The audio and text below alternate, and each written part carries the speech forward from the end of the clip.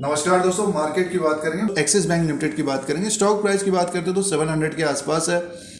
तीसरी तिमाही के इसके नंबर्स आने थे, Q3 के नंबर्स आने थे। तीसरी तिमाही FY22 के नंबर्स आने थे एक्सिस बैंक लिमिटेड के। नंबर्स को चेक करते हैं। रेवेन्यू, प्रॉफिट, प्रोविजन, प्रावधान क्या क्या है, ईपीएस क्या रहा है और ग्रॉस एनपीएज और नेट एनपीएज में कितना इंप्रूवमेंट रहा है उसको चेक कर लेते हैं। और स्टॉक प्राइस देखिए 703 में है। अभी हाल फिलहाल में गिरावट आई थी, 650 तक आया था, उसके बाद एक जंप आया 746 तक गया।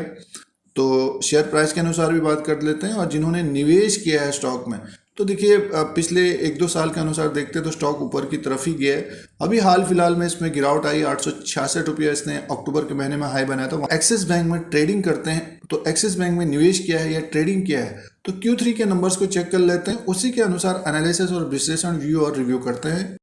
वीडियो आपके मतलब का है तो लाइक का बटन दबाएं। शेयर मार्केट से जुड़े रहने के लिए सब्सक्राइब और बेल आइकन को प्रेस करें नए नए वीडियोस के लिए। दोस्तों, एक्सिस बैंक के Q3 के नंबर्स को चेक कर लेते हैं। तीसरी तिमाही के नंबर्स को चेक कर लेते हैं। स्टैंड लोन फाइनेंशियल रिजल्ट है ये FY22 का। और तीसरी तिमाही 31/12/2021 में टोटल इनकम जो हुआ है वो हुआ है 21,101 करोड़ का हुआ है। और Q2 में था 20,134 करोड़। एक साल पहले 18,354 करोड़। तो टोटल इनकम एक तरह से बढ़ा है। सालाना टोटल इनकम में ग्रोथ आई है, 21,101 करोड़ का हुआ है इस क्वार्टर में। और सालाना भी बढ़ा है, तिमाही दर तिमाही भी बढ़ा है। दोस्तों, टोटल एक्सपेंडिचर की बात करते हैं तो देखिए इस तिमाही में 14,939 करोड़ का टोटल एक्सपेंसेस है। और एक साल पहले 13,106 करोड़ का था। और Q2 में है 14,206 करोड़। इनकम ज़्यादा है तो टोटल एक्सपेंडिचर है 14,939 करोड़ का।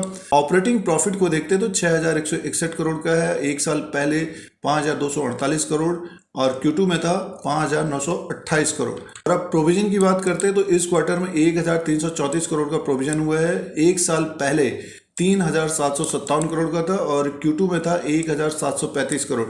सीधे से नेट प्रॉफिट एंड लॉस की बात करते हैं तो देखिए 3,614 करोड़ का प्रॉफिट हुआ है बैंक को इस क्वार्टर में। एक साल पहले था 1,116 करोड़ और Q2 में था 3,133 करोड़। नेट प्रॉफिट को देखते तो सालाना एक तरह से जबरदस्त उछाल आया है। नेट प्रॉफिट एक साल पहले 1,116 करोड़ का था और अब 3,614 करोड़ का है। और Q2 में था 3,133 करोड़। तो देखिए तिमाही दर तिमाही के हिसाब से भी देखते हैं तो प्रॉफिट बढ़िया आया है। तो ग्रॉस एनपीएज और नेट एनपीएज की बात करते हैं। अमाउंट का ये दिया है 23,301 करोड़ का ग्रॉस एनपीएज है।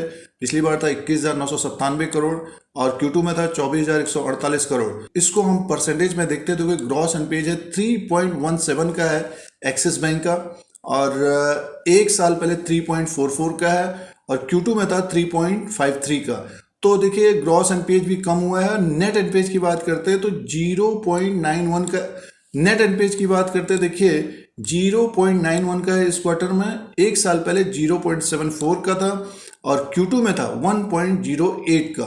तो एसेट क्वालिटी में भी सुधार हुआ है। ग्रॉस एनपीएज देखिए 3.17 का है बैंक का। और ईपीएस की बात कर लेते हैं, पर शेयर देखते हैं। देखिए अर्निंग पर शेयर है 11.78 का है और एक साल पहले था 3.65 का और Q2 में था 10.22 का। तो अर्निंग पर शेयर भी बढ़ा है।